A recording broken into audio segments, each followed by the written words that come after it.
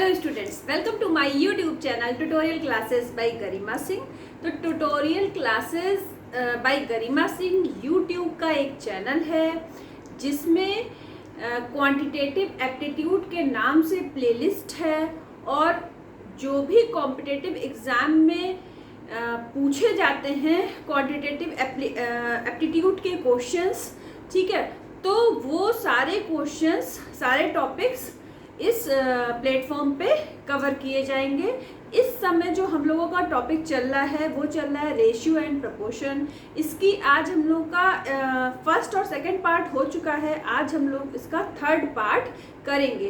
Question number 1 से 13 तक हो गया है, आज हम लोग करेंगे क्वेश्चन नंबर 14 से स्टार्ट। तो आइए देखते हैं कि ये क्वेश्चन कैसे होगा।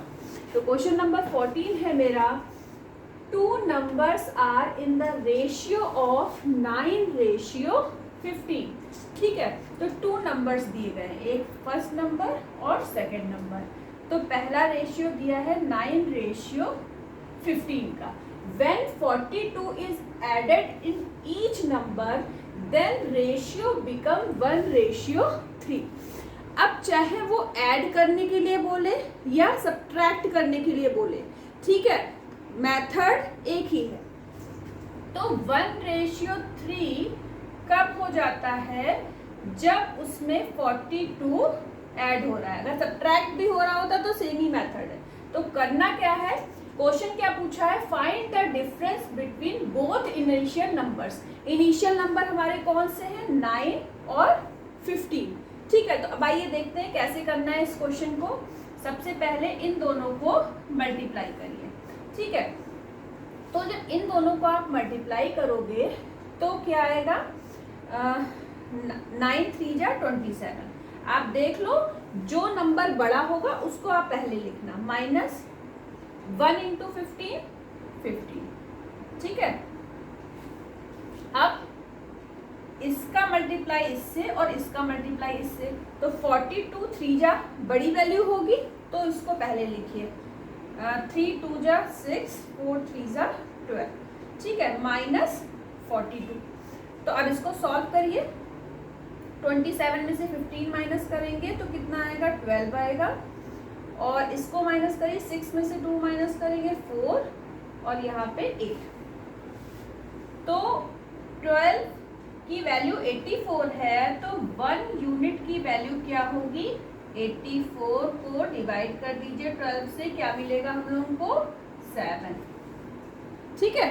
12 7 जा क्या होता है? 84। तो ये आ गया।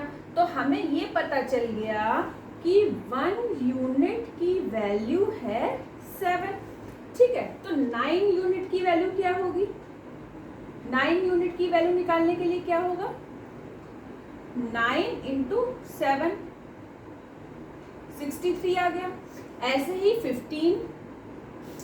15 यूनिट की वैल्यू कैसे निकालेंगे? 15 × 7 क्या होगा? 105।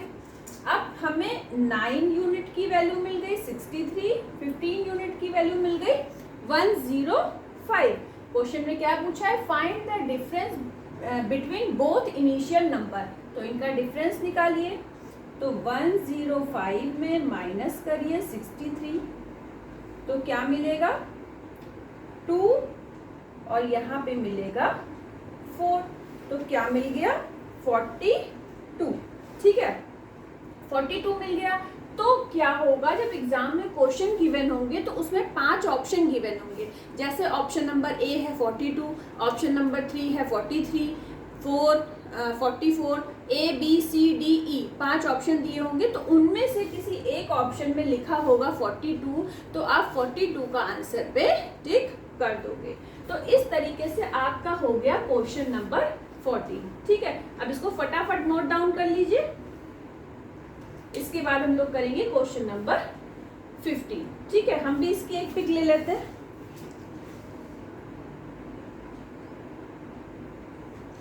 अब देखिए, ये सॉल्यूशन था, किसका सॉल्यूशन था? क्वेश्चन नंबर 14 का। ये सॉल्यूशन है क्वेश्चन नंबर 14 का। अब हम लोग करेंगे क्वेश्चन नंबर 15 का सॉल्यूशन, ठीक है।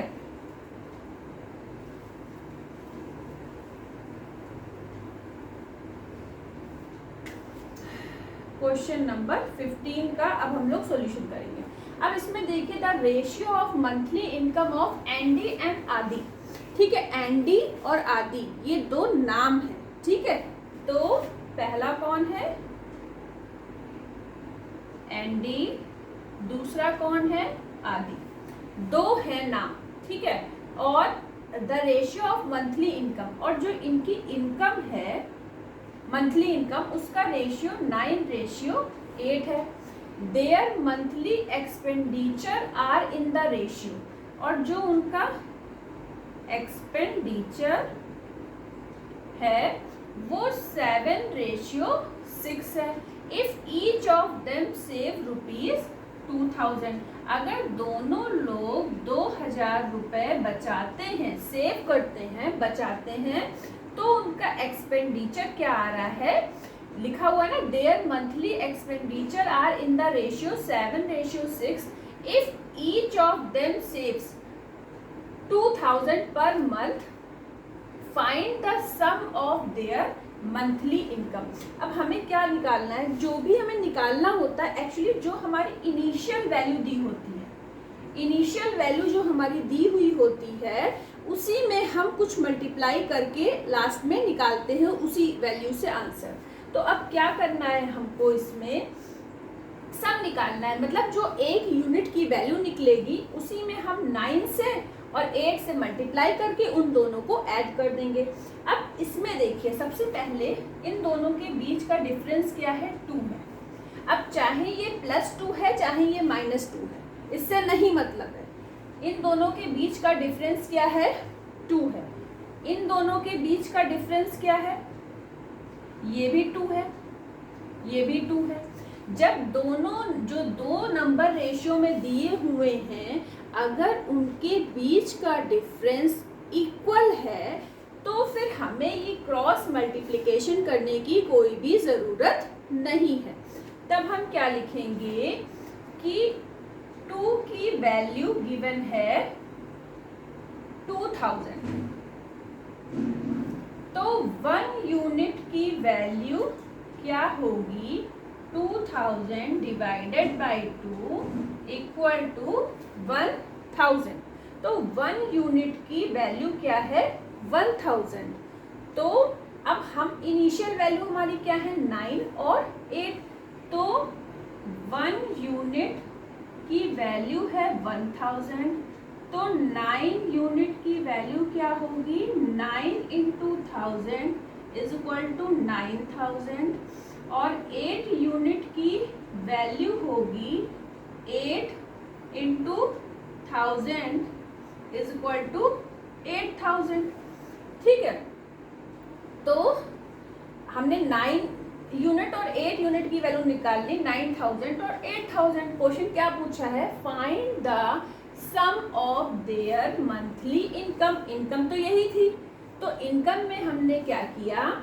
हमें एक यूनिट की वैल्यू नहीं पता थी, तो एक यूनिट की वैल्यू हमने निकाल ली 1000, ठीक है। अगर इनके बीच का डिफरेंस जो है वो अगर 2 और 2 सेम ना होता, मान लो इनके बीच का डिफरेंस 3 होता, इनके बीच का डिफरेंस 2 होता, तब हम वैसे ही करते, मल्टीप्लाई क्रॉस मल्टीप्लाई करके फिर 1 यूनिट की वैल्यू निकालते, जैसे हम लोगों ने फर्स्ट क्वेश्चन में किया था। जैसे फर्स्ट क्वेश्चन में आप देखो 9:15 और 1:3 था, तो इनके बीच का डिफरेंस 8 है और इनके बीच का डिफरेंस 12 है, इक्वल नहीं है, इसलिए हमने क्रॉस मल्टीप्लिकेशन किया था। लेकिन इसमें डिफरेंस इक्वल है, इसलिए हमने उस जो डिफरेंस होता है उसकी वैल्यू हमने किसके इक्वल ले लिया था? जो गिवन वैल्यू थी, ठीक है। तो अब हमें इसी तरीके से ये निकला। अब हमें निकालना क्या है? Find the sum of their monthly income. तो इनका जो सम होगा क्या होगा? 8 8 16 होता है, लेकिन यहाँ पे 9 है, तो ये क्या हो गया? 17,000। ये इस तरह का निशान लगाने का मतलब होता है, तो हम यहाँ लिख देते हैं ₹17,000। ठीक है, तो हमारा ये निकला, इन दोनों का सम क्या हो गया, ₹17,000। तो इस तरीके से हमारा क्वेश्चन नंबर 15 हो गया। तो फटाफट इसको भी नोट डाउन कर लीजिए।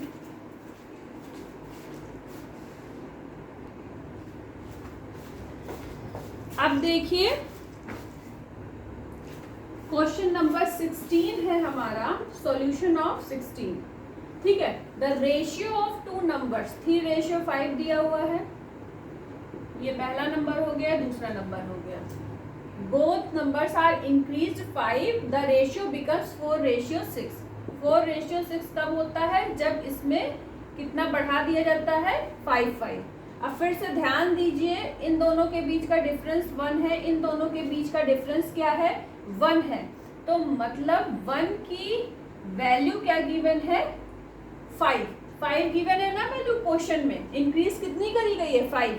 तो अगर जब डिफरेंस दोनों के सेम है तो 1 की वैल्यू गिवन है, जो डिफरेंस आता है उसको लिखते हैं। अगर सेम डिफरेंस है, सेम 6 में से 5 गए 1, 4 में से 3 गए 1, 3 - 4 कभी नहीं करेंगे हम। डिफरेंस देखते हैं, उसमें प्लस और माइनस नहीं देखते, दो नंबर के बीच का डिफरेंस देखते हैं। ठीक है, जैसे 3 और इस तरह का साइन बना हो तो उसकी वैल्यू भी क्या होगी, 1। अगर माइनस में होगा, माइनस में वैल्यू आएगी तब भी 1 लिखा जाएगा, प्लस में आएगी तो प्लस लिखी ही जाएगी। ठीक है, अब देखिए, तो 1 यूनिट की वैल्यू 5 है। तो अब देखिए जो दो इनिशियल नंबर हैं वो 3 है और 5 है। तो 1 यूनिट की वैल्यू है 5, तो 3 यूनिट की वैल्यू क्या हो जाएगी, 3 × 5, तो क्या निकला, 15। ऐसे ही 5 यूनिट की वैल्यू कैसे निकलेगी, 5 × 5, तो क्या निकल आई, 25 निकल आई। अब पूछा क्या था, find the difference of their edges. तो ये तो ईयर्स में निकली है, एज हमेशा ईयर्स में निकलेगी, क्योंकि ये तो रेशियो दिया था। रेशियो को हमने किस में कन्वर्ट कर लिया, ईयर्स में। जो ये 1 यूनिट, 2 यूनिट, 3 यूनिट होता है, ये तो रेशियो वाला होता है, लेकिन जो राइट हैंड साइड पे लिखा होता है वो ईयर्स होता है। अगर रुपीस में क्वेश्चन है तो रुपीस होता है। ठीक है, तो ये 15 है, ये 25 है, तो इनका डिफरेंस निकाल लो। तो 25 में 15 माइनस करोगे तो डिफरेंस क्या आ जाएगा, 10 का डिफरेंस आ जाएगा ना। तो 25 - 15, तो हमें कितना मिल गया, 10 ईयर्स मिल गया। ठीक है, तो डिफरेंस कितना है, find difference of their edges, मतलब किन दोनों की एजेस का डिफरेंस, इन दोनों की, एंडी और आदि की एज का जो डिफरेंस है वो कितना है, 10 ईयर्स का। मतलब अगर एंडी 10 साल का है तो आदि 20 साल का है, या आदि 10 साल का है तो एंडी 20 साल का, उनके बीच का डिफरेंस क्या है, 10 साल। ठीक है, अब देखते हैं सॉल्यूशन, पहले देखते हैं, आ जाएगा तो इसी में बता देते हैं।